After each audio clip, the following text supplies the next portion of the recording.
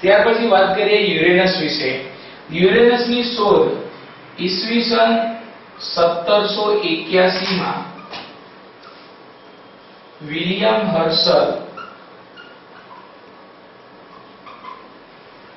હર્શલે કરી હતી અને તેની શોધ બાદ યુરેનસ વિશેની રિસર્ચ શરૂ થઈ તો ખબર પડી કે યુરેનસ એ પૃથ્વી કરતા 64 ગણો મોટો છે. યુરેનસ એ પૃથ્વી કરતા 64 ગણો મોટો છે અને તેનો વ્યાસ પૃથ્વીના વ્યાસ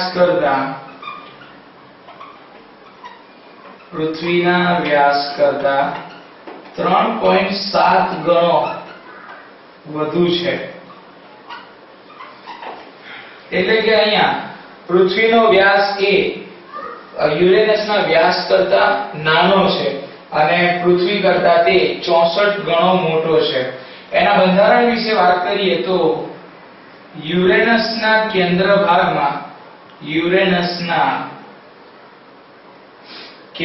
ભાગમાં આયર્ન, મેગ્નેશિયમ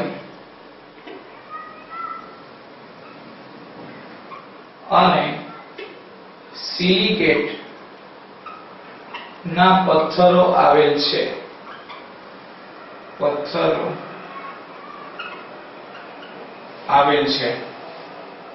આ પથ્થરો ઉપર એટલે કે તેની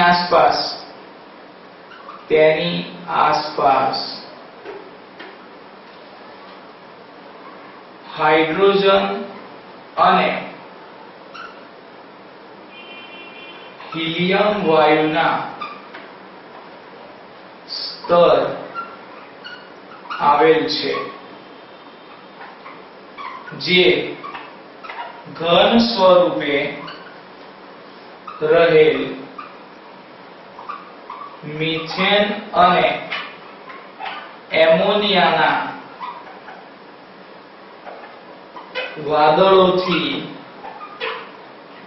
ઘેરાયેલ છે.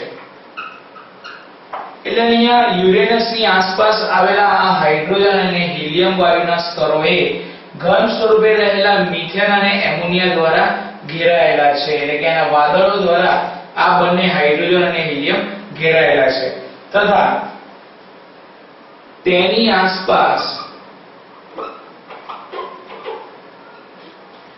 ભૂખરા રંગના